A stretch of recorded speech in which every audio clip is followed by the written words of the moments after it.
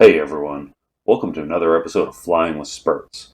Today we're going to have a Tacview review of a fight that I had by Dying with Spurts 1v4 gunfight. This was a new record, and I want to use this to kind of highlight how to utilize the F-16 tactically. I'm going to have the labels off for most of this because I have a lot of information on the labels. So we see coming into the merge, my speed is up quite high. It was basically a full military power run-in. We have quite a bit of separation between the different groups of enemy planes. You got the trailing pair and the lead pair. They're all coming in at respectable speeds.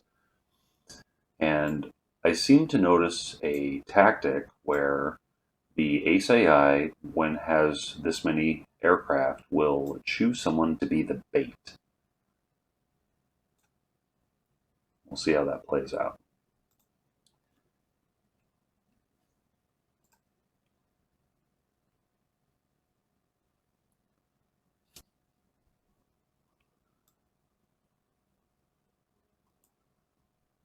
So here the bait aircraft is the MiG-29. I take the bait. Su-27 moves in to try to intercept me.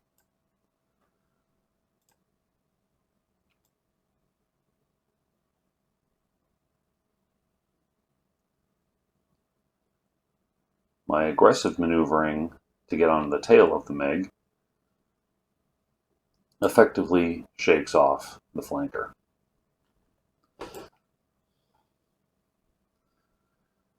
We see the other pair kind of splits off and separates and just takes holding positions.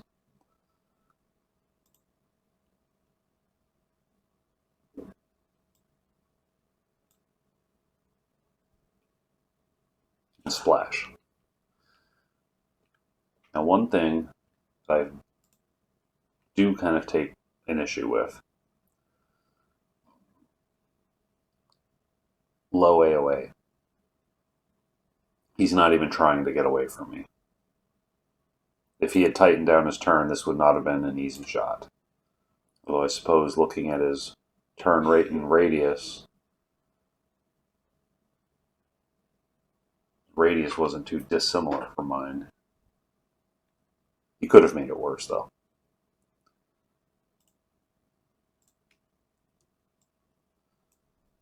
Alright. So after I get a kill, with altitude available, I will immediately split S, because I assume somebody's on my tail.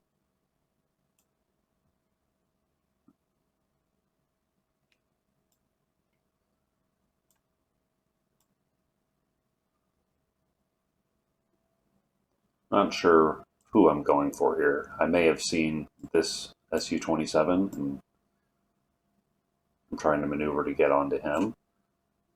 Meanwhile, this other MiG is coming flying at me. However, my maneuvering will force an overshoot immediately.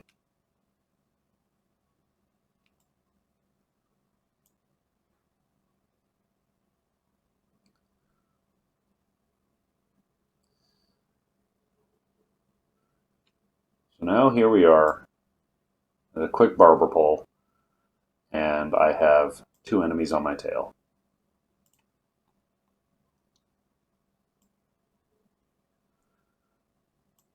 My speed is down. They're out-turning me, either in rate, radius, or both. And they have enough separation between the two of them that one of them could potentially always be threatening me. Meanwhile, the other guy's just kind of hanging out.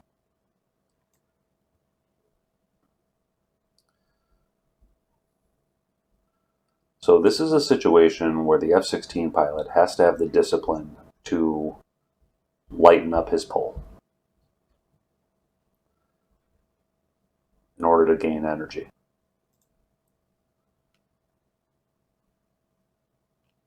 And you see that I drop my AOA.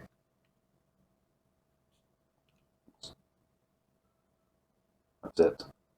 330 knots. Under 2400 energy. Drop my AOA. And within about 180 degrees of turn, I've added 1,000 units of kinetic energy and over 100 knots. They're still behind me, but now I'm in a much higher energy state than both of them. So I kind of hold that until I find the right time to capitalize. There. For whatever reason, the MiG panicked and broke off.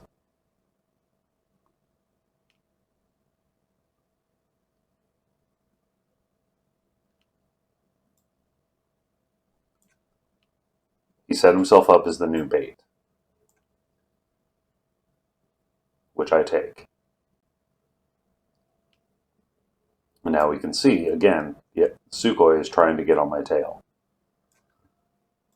I'm going to select the Sukhoi so we can see the range between us. 3,000 feet. It's a long shot for him.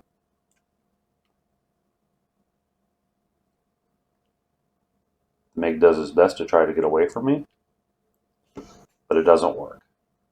The flanker is still 2,500 feet away, and with my speed, his rounds are not going to catch me.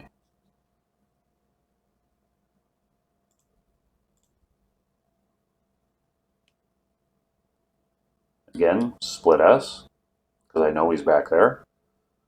Bled off all my speed in the process.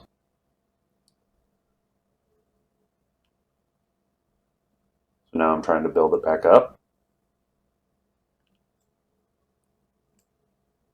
A bandit gathering turn. And this guy comes screaming in and out of nowhere. But again, the high crossing angle makes it so he never gets a shot.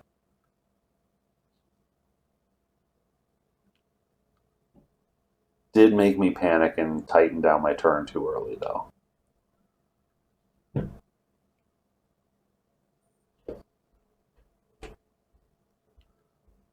So when I lightened up my turn to get the speed back up, I generated a ton of separation here. And he's coming back around again. In fact, with him flaring, he's trying to bait me.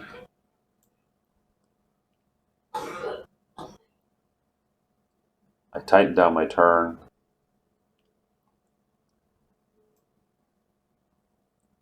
And do what you should never do. I go into a one-circle engagement with a flanker. I do have lower speed, so it helps me out.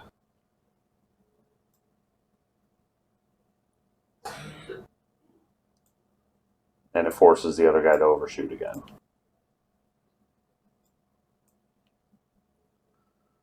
So now, they've effectively defeated my speed. They beat my energy down. Good for them. This guy's high, but he's also pretty slow and not in a very good position, so he's not really a threat. This guy is high and fast, but in front of me, and as we can see from the flares, he's trying to bait me.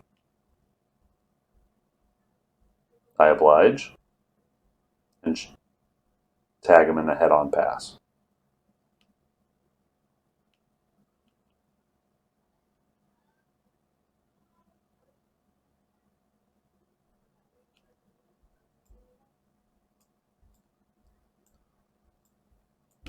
I'm going to slow this one down to normal speed.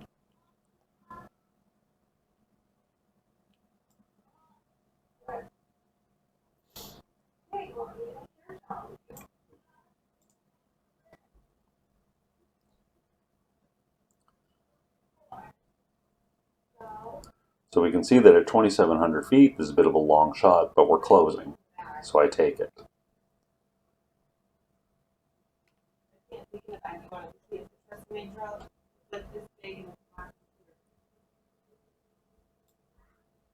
I hit him, and the other flanker immediately goes defensive. Tries to run away to get separation on me.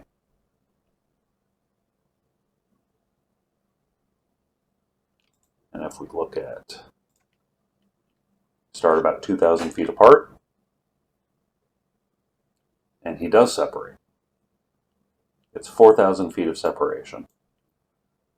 And he turns into me, allowing me to close that separation back up. Get a little bit of a roller going, some vertical 2-circle.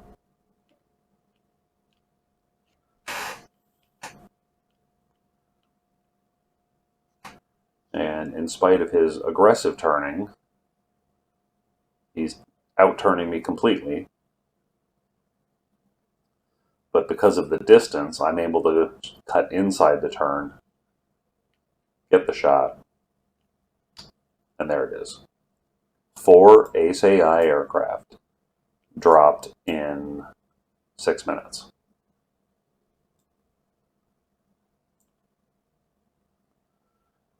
Now we see some interesting behavior from the AI with trying to bait the player and trying to have a bait and shooter situation. So it's interesting to see that tactic. The vast improvement that they don't just go into that infinite vertical loop when you get behind them anymore. So really this was a really fun match. Really fun match.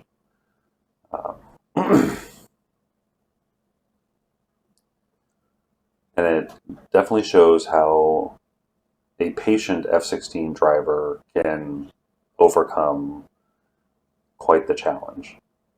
But you do have to be patient. You have to have the mental fortitude to not pull back on that stick.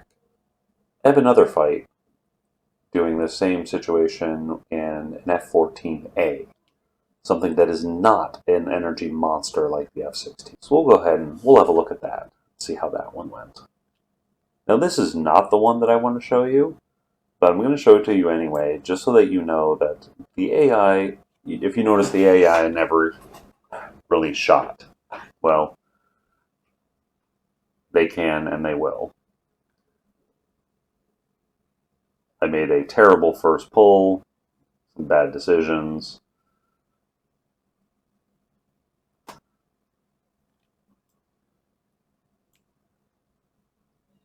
Here you again see the bait and shooter mindset. The shooter gets to a nice close range and pummels me.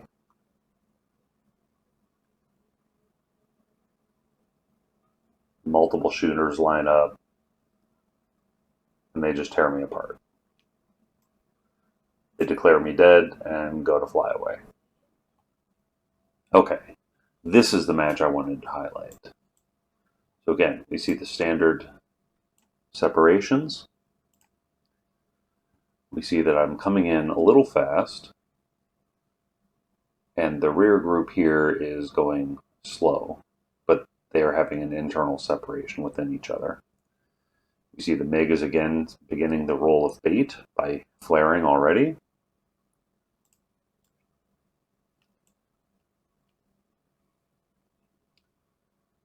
Push down a little bit.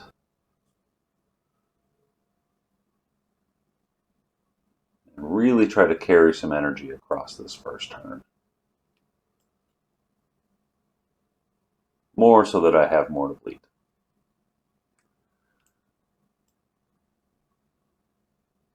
We see that this MiG has aborted attempting to shoot me.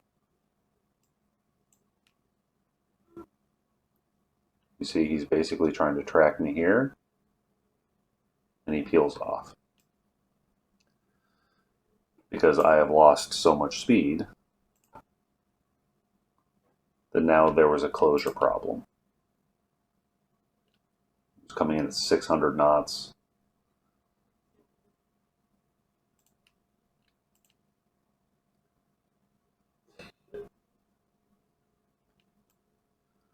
Alright, so it definitely looks like I'm trying to engage this flanker here.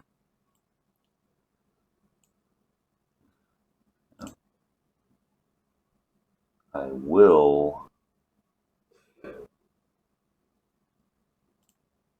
pull up the AOA gauge so we can see that. Now remember, this is roughly the ballpark for best sustained turn. This is where you want to be for best lift over drag, to still be turning but gaining energy as rapidly as you can. And this is the zone that gets most new pilots killed.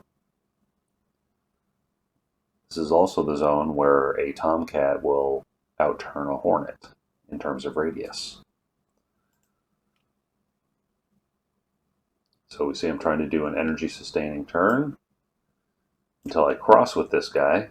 And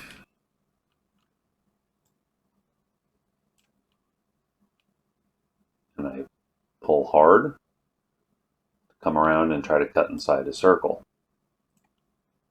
And I pull hard again, cut inside his circle.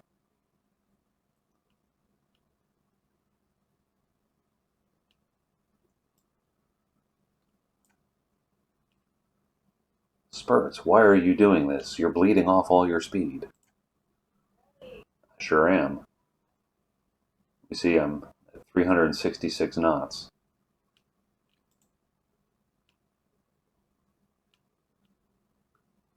But I just pulled a 1,700-foot radius turn at 9,000 feet. That's why I do this.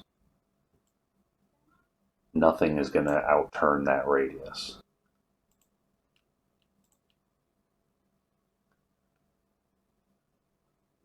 He raids around, continues flaring to be bait.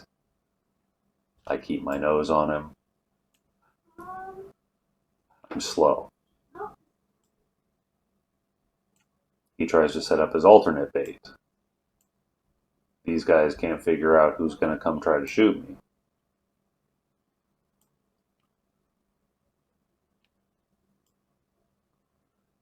Look at this situation here. It was a recipe for disaster.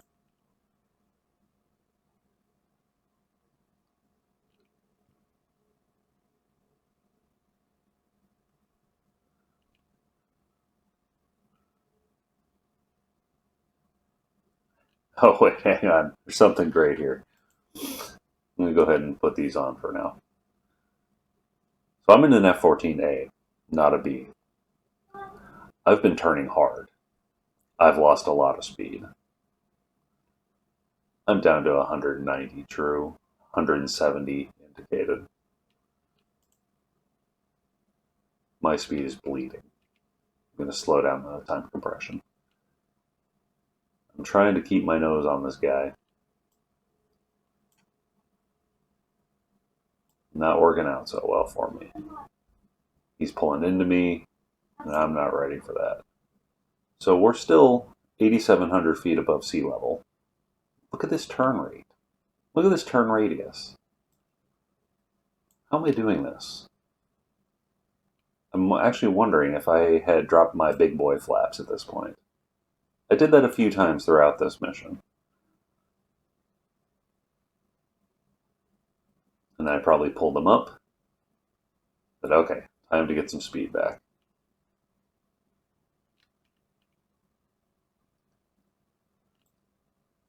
Change my targets. So now I'm going to focus on this other flanker.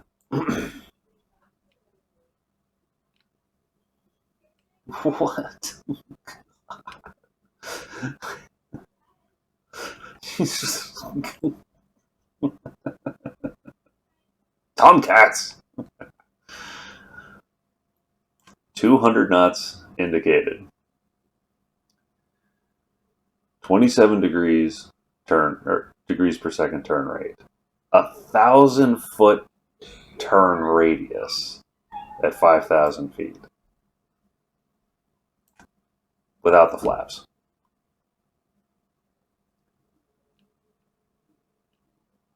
So here I am. I'm holding AOA that gets new people in trouble, especially in the A model. But I'm not new. When I was first learning the Tomcat, doing dogfights is what I did. And so I had to figure out how to control it in these gnarly situations.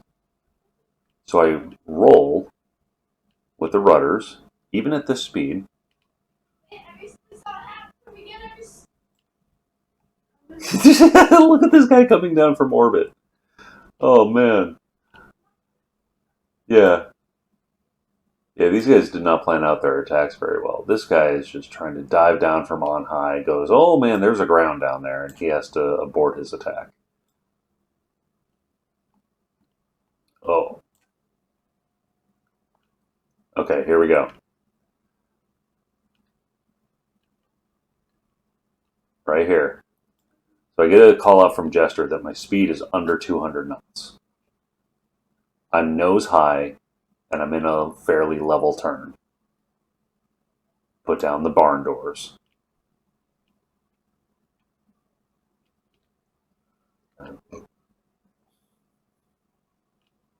Look at these. Look at these numbers.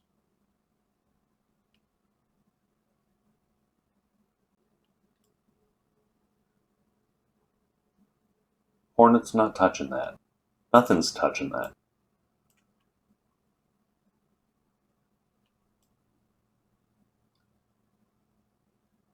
And then you see how it just kind of rapidly builds back up. Even though the AOA stays pretty high, I'm pulling the flaps back up. I'm not going to leave them down and jam them. I'm going to need my energy capabilities. Anything I can get.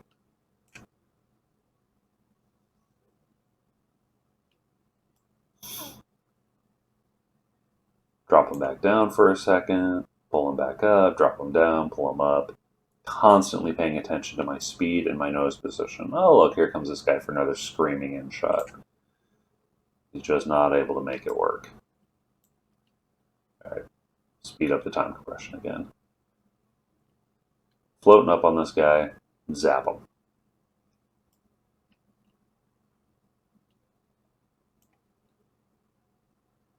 He has superior energy, superior turn rate, but I cut inside his corner by using my tight turn radius and get him. Did not have enough altitude to do a full split S, so I kind of just do a gentle dive down, build up some speed. You see my AOA is down low. This new shooter's coming in. Buckle down the turn into him. And foil their attempts. Look at this. Under 100 feet turn radius. This thing's bonkers. Alright, so I've spat them both out in front. I'm too slow to do anything. Kind of at their mercy for a second. Fortunately, they don't really know how to respond to me either.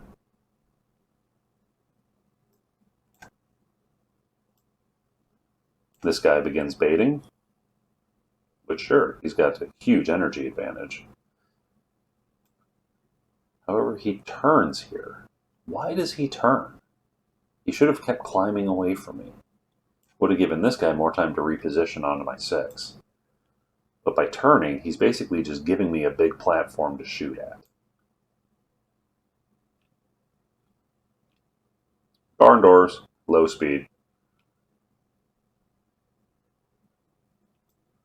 Not able to make that turn. So I sacrificed a lot of energy by putting down the big flaps. And it didn't pay off. He's able to extend away from me.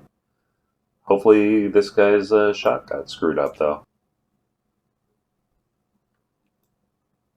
We see him trying to turn into me now. See what happens.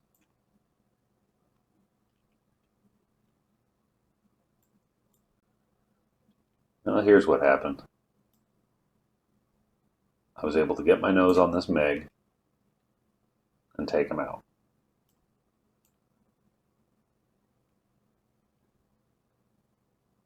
Well, okay, I guess I didn't take him out. I tagged him. Follow-up shot. So I turn into the jester call of somebody at my 4 o'clock.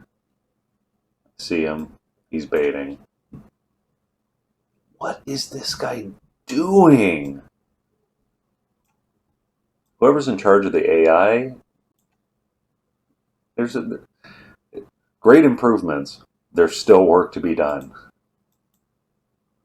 And I'm sure you guys know this. Okay, so this guy, he starts going for some head-to-head passes with me.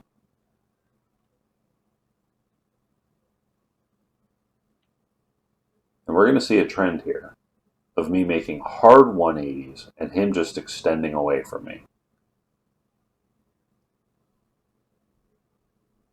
Head-to-head pass. Hard 180. He extends away.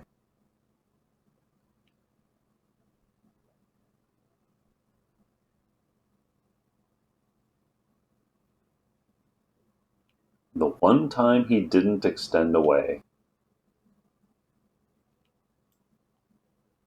and it lets us devolve into an actual fight. Stay in the top-down view.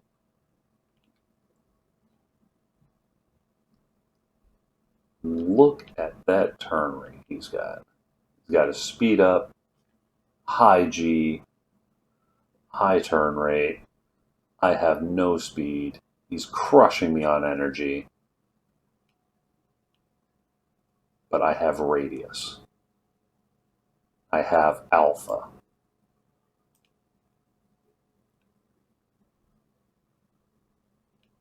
Oh, look, he's come down into the fight.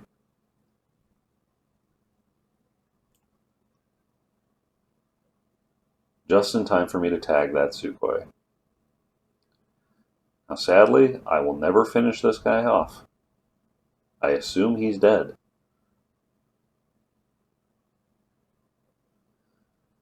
I recommit to the MiG.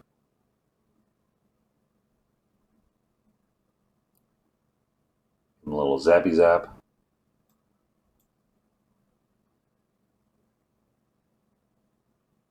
Catch him over the top of the vertical.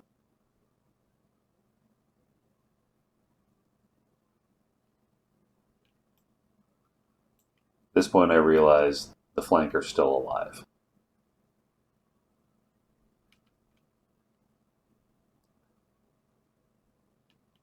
So I'm trying to manage my speed because the last thing I want to do is just go bleeding past him. Well, I fail at that.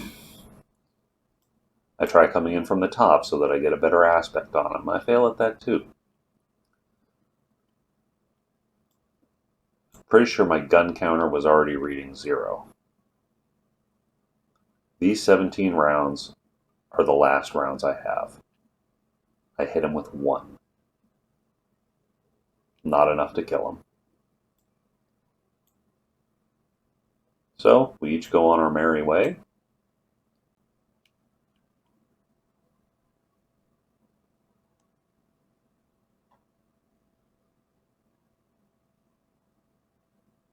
And land within seconds of each other. So while this was not the same type of victory that I had in the Viper, I still call this a victory. I damaged the 4th aircraft enough that he had to abort and go home. The only reason he lived is because I ran out of ammo.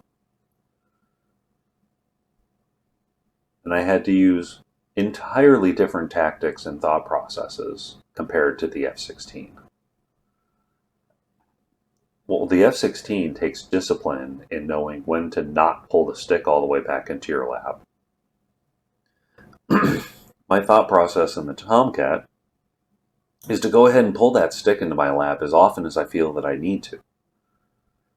Because while a full, stick in the lap pull in the F-16, it's never going to get you the kind of turn radius that it will in the F-14. So you need to keep your energy up. It's an energy fighter. The F-14 is a nose position fighter. And so you pull that stick as needed for nose position. The discipline comes in knowing when to stop using lateral stick movements and only use the rudders. And as I had to do several times in this match, knowing when you can go ahead and get away with popping the flaps. And the reason you know that my flaps never jammed is because I'm even able to reach these speeds. You can't get to 0.94 Mach with your flaps down. When they jam, flight above 400 knots becomes like going down a mountainside in a wheelbarrow. So you would see nothing but pitch oscillations, and it would be impossible to get above 450. Let alone supersonic.